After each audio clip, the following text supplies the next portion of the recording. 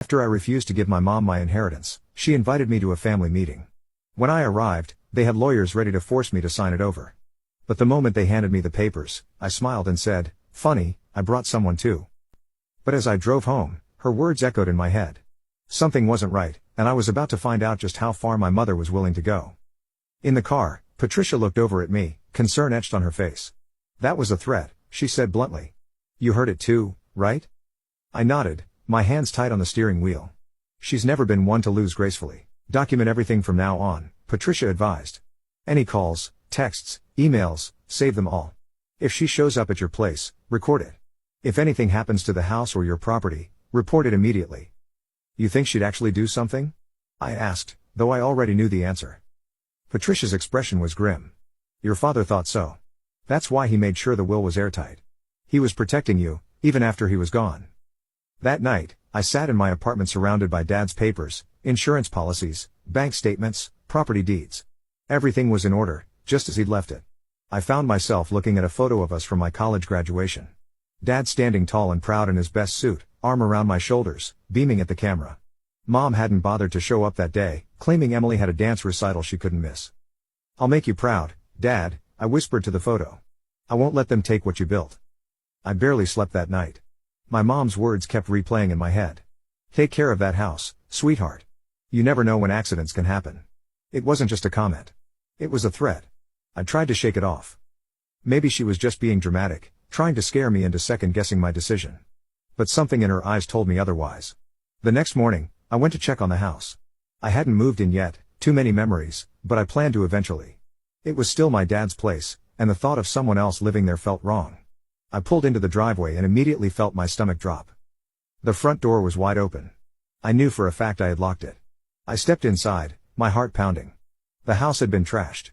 Couch cushions slashed open. Drawers pulled out and dumped onto the floor. My dad's framed photo shattered.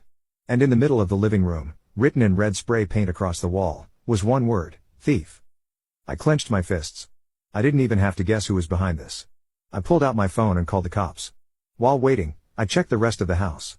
The damage was bad, but nothing seemed stolen. This wasn't a robbery. It was a message. Walking through the wreckage of Dad's home felt like a second loss.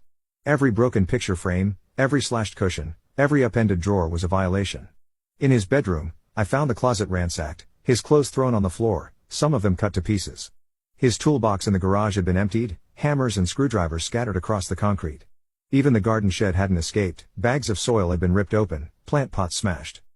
But it was the kitchen that hit me hardest. The old oak table where we'd eaten countless meals together lay on its side, one leg broken off.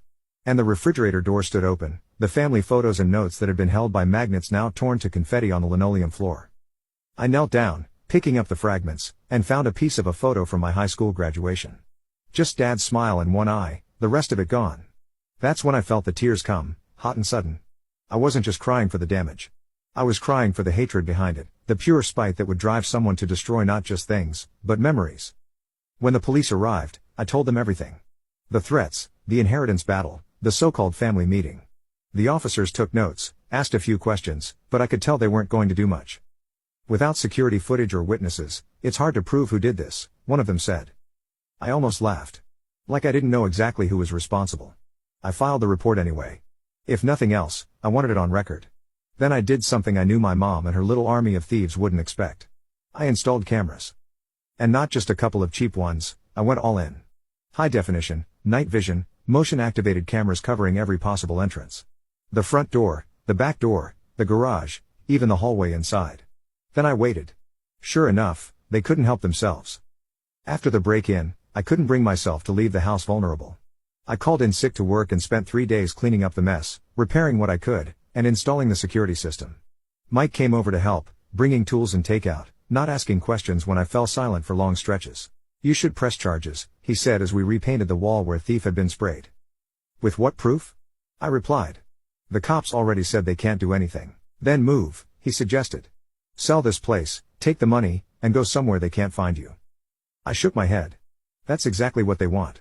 For me to give up. To run away. I dipped my roller in paint with more force than necessary. This was Dad's house. He loved it here. I'm not letting them win. Mike looked at me for a long moment, then nodded. "All right.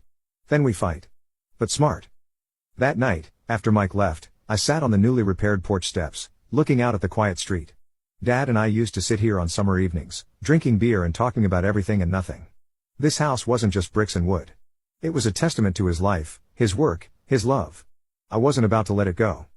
The next day, I called Patricia again and updated her on what had happened. She wasn't surprised but was clearly alarmed. "This is escalating," she said gravely. "Have you considered a restraining order?" "Would that even work?" I asked. "They'd just deny they were here." "Maybe not yet," she conceded. "But it creates a paper trail. And if they try anything else?" "When?" I corrected her. "Not if. When." 4 nights later, at 2:37 a.m., my phone buzzed with an alert. "Motion detected, backyard." I bolted upright in bed, grabbed my phone, and opened the live feed.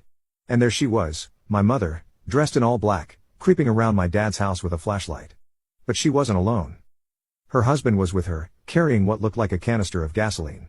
I felt my blood turn to ice. I hit record on the camera feed and called 911.